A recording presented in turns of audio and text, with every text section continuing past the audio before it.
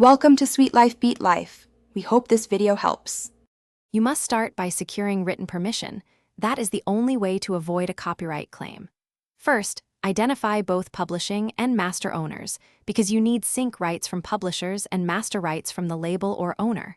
Once identified, request a license specifying territory, duration, YouTube usage, and monetization terms. Make sure agreements are signed or you have verifiable emails. Don't rely on verbal promises. Written proof is what YouTube and Content ID will accept if a dispute arises. Next, negotiate the actual license terms. This is where you define money, splits, or free use agreements.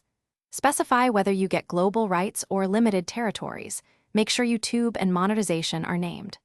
Once agreed, obtain signed contracts that include indemnity and sublicensing clauses so you can host and monetize the video without legal gaps.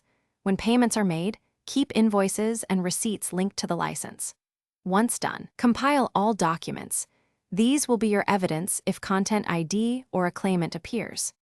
Finally, upload the video and proactively include license details in the description and in YouTube's copyright/rights management fields. Name the licensor, date, and contract ID.